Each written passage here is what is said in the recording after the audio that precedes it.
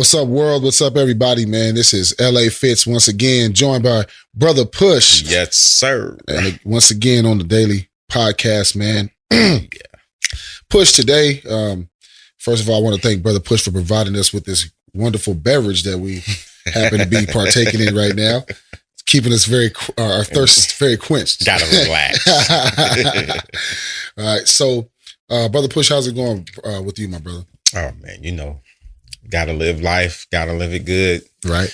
You only live once, so you gotta make everything of it. Right. Yep. Hey, I'm gonna tell you, man, one thing about being around Brother Push is he helps to keep you kind of sharp about certain things. And the things is not even just the daily things about being sharp, but he has this thing with words and alliteration, where words that we use every day, he actually has studied the origins and where a lot of these words actually come from, and he, trust me, he's blown my mind. Like, you've blown my mind, brother, with some of the things that you told me. So we'll start, just my first question is the simple word of it. Yeah. It. And how the conversation even came up was we were talking about the movie. I love horror movies. Yeah. We talking about it. And then Brother Push interjects and says, yeah. Yeah. So a lot of people don't know the words that we speak, they're English words, and all the English words have a original meaning. They go back to Old English, 12th century, right. And then, they break down into German, Latin, right. all that right there, So when you look at that word, it, in American language, it's like connecting you to something. Like you say, it was over there, right. you're describing an item, right, that's over there. You're saying something is there, but you didn't necessarily say what the item is, That's for American understanding. But when you look at where the original word for something as small as IT, mm-hmm. it, you're like, well, what's the problem with it? Mm-hmm. Well, believe it or not, it is a Greek word of mythology. And it's the name of a deity, IT. So in American terms, we'll look at it as in you just name the object without saying necessarily what it is, right. But if you apply its original meaning, it, like it's the name of a deity, then you're like saying the deity is over there instead of saying the item is over there. Okay. Meaning like they've taken a lot of English words before they came to America, because the black man here, the Aboriginal man, the Indian, who is black, he had his own language. Mm-hmm. And when the European came over here, he basically took the cuss words of his language, the cuss words, equivalent to what we say now. Okay. And he changed the meanings to words of endearment.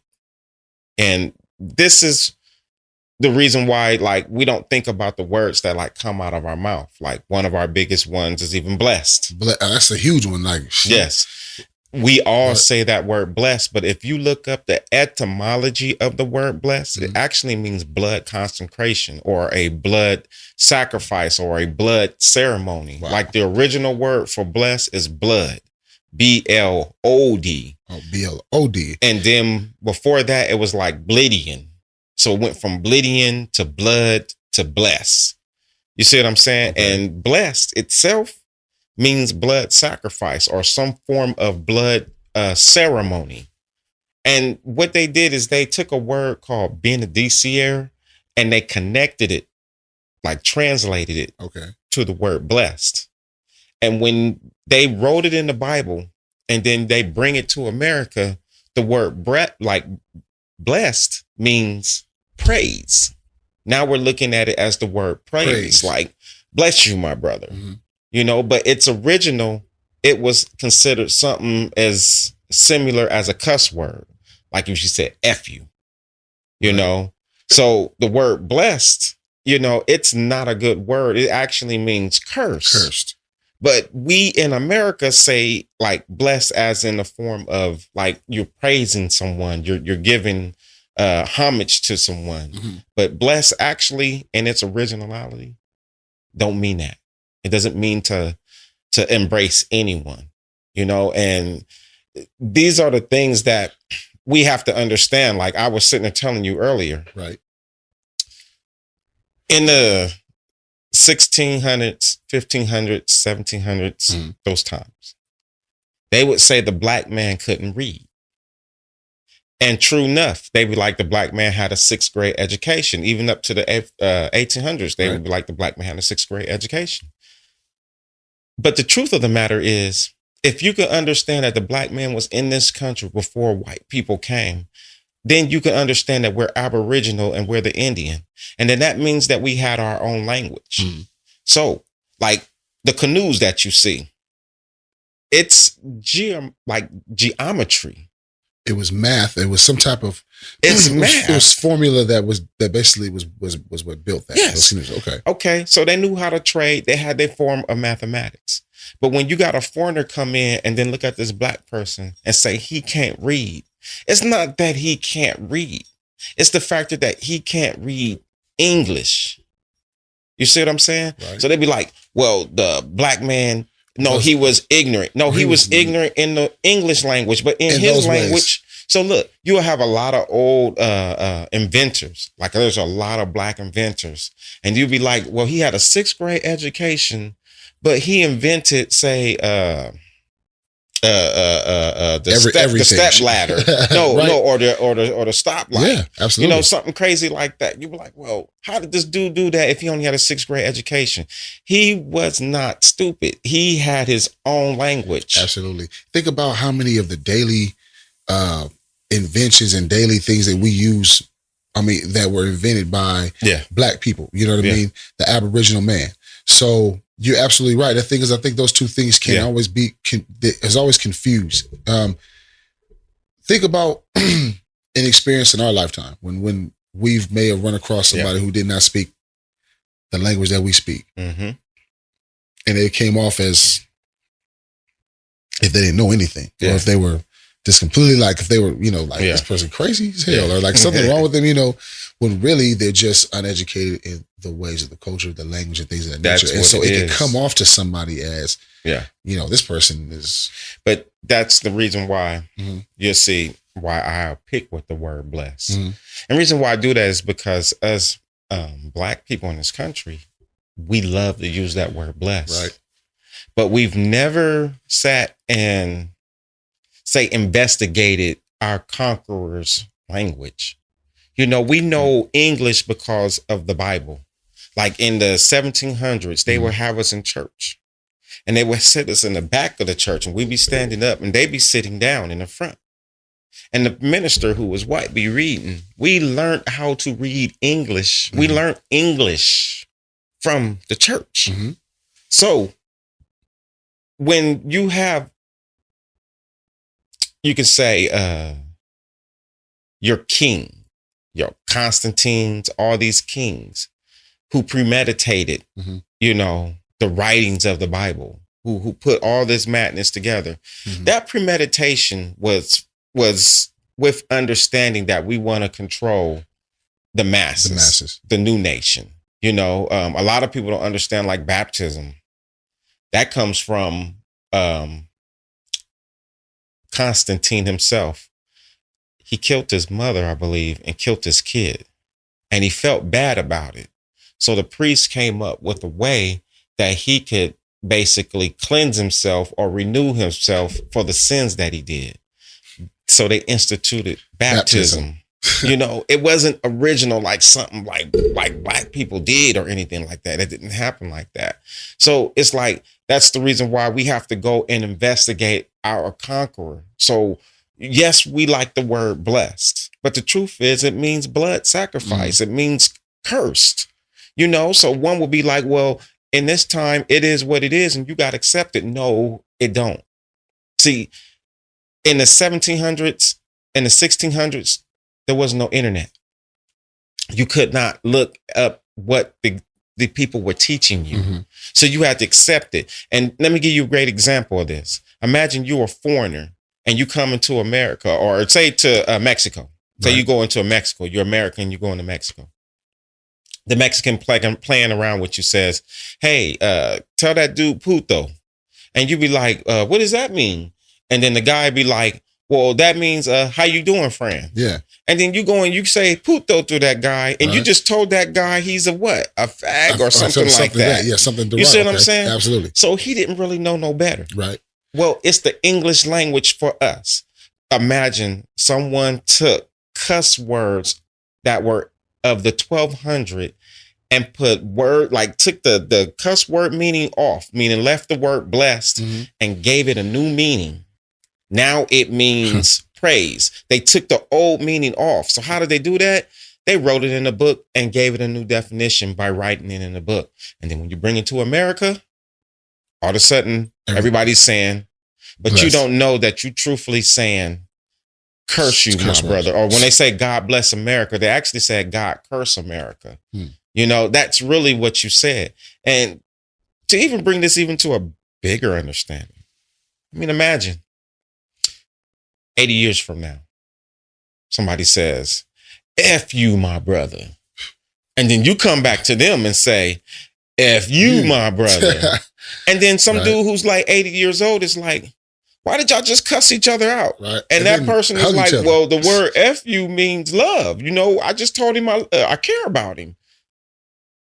Right. Listen, that man remembers that had an original meaning. And then all of a sudden, 80 years later, now this word that was a cuss word Right. It's no good. now has a Or new a new meaning, meaning, a word yes. of endearment. This is what the black man and woman is suffering from in this country. The words that are coming out of our mouth are some of the most darkest words you can say during the 1200s of European language. Wow. So, and even getting on that, because I get what you're saying is, Yeah. you know, we're talking about the everyday words Yeah. that we're using. So talk about how this has affected us as the Aboriginal here on this soil. Like how has the language, how this has affected us? Well, one thing is we only know English, and we are the best at English. We rap in English. We are the best rhymers in English. But if we tell the truth, and those out there who got any knowledge about English, Mhm. we know that the English word has multiple meanings. There's several Tons. theirs. There's Oh, several man. wheres. You know, That is there's true. of the same word that sounds the same, but it's written different. Not just a few words, tons of words that have double or triple meanings. It really depend. Like, you know, some have triple meanings. You know, Yes. so depending on, and this is just in one language, Yes. not just across the board. You know, Yes. so, and then you talk about the Aboriginal man, and for those who don't know what that is. Give us some background on your acknowledgement, because these are conversations that we talk about all the time. And Yeah. so for those of you who don't know, this is kind of an intro, but give us a little bit about your piece on the Aboriginal man. Yeah. So what makes the black man and the black woman have to think about, why is he using the word Aboriginal? Well, Aboriginal means that you're original to the land, that you are first in the land. You're Abba's original. You're original to the land. And reason why that is because history right now has it that they brought every black man from Africa to America. Mm. And then you have the other Indian man that's here, and they'll say that he's been here for over 12,000 years. But if you do like small studies, to be honest with you, the black man has been here in the Americas. He's been here in South America. He's been here where Mexico is. They even got the black terracotta skulls that they pull out of the ground. The black people, the black heads. Right. Okay, right. they're not pulling no other race out the ground. So America was all black, just as black as Africa. South America was all black. Africa was all black.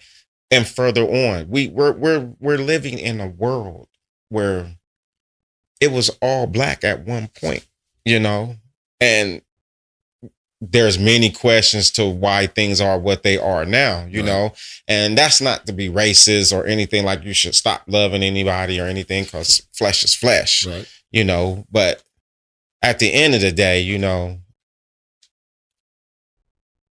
the Aboriginal American was here, and we have to claim here because this land was taken and our identity was wiped away. We now got the word Negro. Mm. We now got the word African American. We now got the word Afro American. You know, you got many things, but in the beginning, like when I did a genealogy, even on myself, my grandfather, this was crazy. My great-great-grandfather, I think this is around about the 1700s. They had him in the census. Mm-hmm. When he was born, they had him as a Negro. When he was about 10 years old, they had him as black. When he was about 20, 30, they had him as mulatto. And by the time he was 60, having kids and all, they had him as white. Wow. He was a light, caramel colored black man. You see what I'm saying? Copper skinned black man. Uh-huh. You know, he started off. And the reason why it was Negro in the beginning is because you have a foreigner coming in the land. Mm-hmm. And when he sees you, you look like the cats over here in this other land that he's also conquered. Right.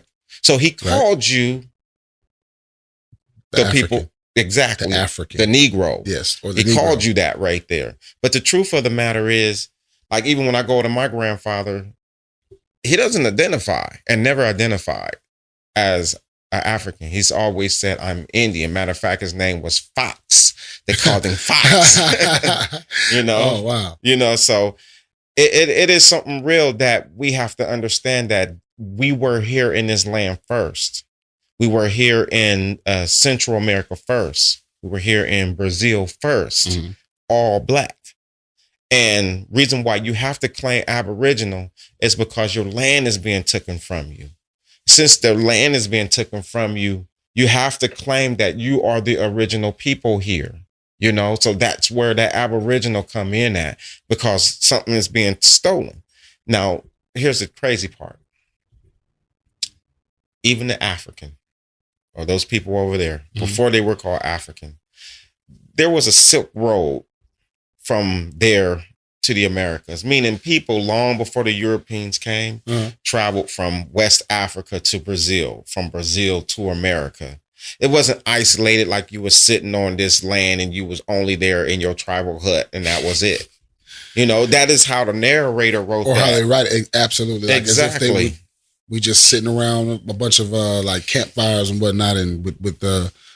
So to be honest with you, those people from, say, in that African region has always mingled with the North Americans. That means from Brazil to North America. We've always mingled. That's why we all look alike, because we've always mingled. We've always mingled long before. And to be honest with you, it was some black people that showed the white people how to get here. How did they know how to get here? Because we was already dealing with each other. Exactly. That is true. So y'all remember you telling me that it was almost as if that people of the land of Africa were literally about to lose their stronghold, most of their strongholds in the land that they were in. Yeah. And so they basically gave them, like, you know, it's like this, here's some land that you can conquer and take over. We're just going to show you where it's at. I'm not trying to upset anybody, you know, but there are writings that say, you know, certain blacks led the European conquerors to the Americas. And reason why they did that is because they wanted to preserve the rest of Africa. You know, like when you look at Africa itself, it's like from the northern part, it's pretty much light. And then down below, it's all black. Well, that actually got preserved. That actually was preserved right there. And it's a portion in the Bible. You know, you got to understand the Bible is nothing but your conqueror telling a story about how he conquered you.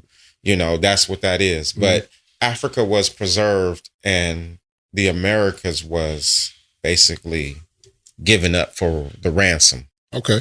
basically. And the thing is, man, and the Bible, man, Brother Push has extensive information on the Bible, man. That's even more amazing than we got. There's tons of content. We're gonna even get into that type of stuff even later, man. Y'all ain't ready for that yet, you know what I mean? But we are gonna get into it though, you know, just believe that. Brother Push, I mean, what's some other things that you could tell us about when it comes to us recognizing our true origins, you know, because you did name off, because first of all, now Brother Push has a video called Step It Up Black Man, and you can find that on YouTube. It just goes up under that name, right? Yeah. And Political Puff. Under Political Puff. Now, Political Puff is Brother Push's IG page, and tons of content that they post on there when it comes to Aboriginal studies and things of that nature, pictures, you know what I mean, our origins. So the thing is, this is information that we definitely need to be learning, because if we're going to talk about where we come from, we're trying to connect ourselves so much to the lands of Africa and this and that. And not to say that that's a bad thing, but if we're going to learn our true origins and learn where we come from, we really need to understand what happened during these times. Really read the history books and read between the lines and find out what's really going on. Yeah. You know? And that is like a subject that it's hard in our community to talk about, you know, because the narrative has been pushed African American. And like I said, I don't want to take away from that. But my understanding is not that we were brought on a boat here. No, my understanding is that the Black people of North America mingled with the Blacks of South America, mingled with the Blacks of West Africa. You see what I'm saying? So that's my African connection. It's not through slavery, meaning that we were already talking before any slavery. Slavery happened. Absolutely. You see what I'm saying? The history books doesn't want to teach that part right there. They just want to make it seem like Black people were over here, and then this land was utterly empty, and the only people who was inhabiting it was the Indian that we see. Right. And that Indian is basically Mongolian mixed with Black. Mixed with Black. Honestly with you. It's someone who comes from Russia to Alaska, into Canada, into the Americas. And we warred with them. They captured us. We captured them. We mingled. Mingle and mix, absolutely. And you know, so this is how you get the Asian presence over here in America. While you'll look sometimes at a lot of Hispanics look Asian. They have a lot of Asian presence inside of them, because the Asian side did conquer inside of America before. And then you had the Spanish, who also conquered from the south inside of America. And then you also had the Europeans that conquered from the north. From the east. Oh, from the east, absolutely. Right, yes. Right. That's right. Into America. And the cold part is, even from the South America, it was all being conquered. We don't understand that we had a Black kingdom. There's a kingdom that's not talked about, because, you know, they make it seem like everybody's just solo on their own and there's no communication. You know, there's communication. You know, there's a history, there's a story. But that's for a whole nother piece right there. Man, because that'll go into a whole nother realm, because there's a history, and it's not Egypt like that. You know, it's something more bigger than that right there. And I find that a lot with a lot of folks, our culture. Like I said, we study so deep into Egypt. And the thing is, there's amazing things. Like, I mean, you know, no lie, there's like some amazing things about the Egyptian culture. You know, the thing is, the truth is, you know, how connected are we as the Black people, the Aboriginal man that sits on this turf, on this land that we're on now. You know, and we know that there's some correlation and some relation, you know, but are we literally the same people? You know? No, I mean, to be honest with you, I believe that we are, because Black people have roamed the world for over 100,000 years. You know, so that's naive to sit and think that they just stayed in one place and didn't travel. Absolutely. You know, absolutely. So I do believe that we are who we are. We are mixed. We are mixed in with a lot of things, you know. So I don't take away from that, but I do feel like an African needs to claim that he's Aboriginal to Africa. And I feel like a Black American needs to claim that he's Aboriginal to America. Mm-hmm. And if there's any Blacks like that's in Brazil and in Central America, they need to acknowledge the fact that they're Aboriginal to this land. Yes. Because what that starts to show is that the Americas all the way to Africa was all Black. No longer do we look at this transatlantic slave ship. We got to like throw that out because we were already mingling. We were already talking. It's, you know, we were notorious for boats. We traveled literally from Florida to the across the Mexican, what we call the Mexican Gulf now. Mm-hmm. You know, I mean, we moved around. You know, it wasn't like it wasn't like TPs everywhere. You know, right. Like it wasn't that. I think that the only difference is we wasn't trouser wearing people. We didn't wear pants. You know, so when them Europeans came over there, they called us savages. Yeah, savage, or the noble savage. The noble savage. Yeah. They called you that because reason why they called you the noble savage is because when they came here, our cities was beautiful. Mm-hmm. We had agriculture, we had business, we had structure, we had hierarchy, we had all that right there. Government, we had all that right there. But they were looking at how we were dressed and said they're savage, but smart savage people. So smart savage people is another way of saying noble savages. Like, man, they don't even got no clothes on, but they got an understanding of mathematics, mm-hmm. You know, an understanding of trade. You know, but they're not wearing any pants. They're wearing like these skirts. No, yeah. That's right though, man. So, so what we'll do is we'll take a quick break, and we'll come back, get on some other subject matter. But Brother Push and LA Fitz, man, and this is the Political Puff podcast. Yes, sir.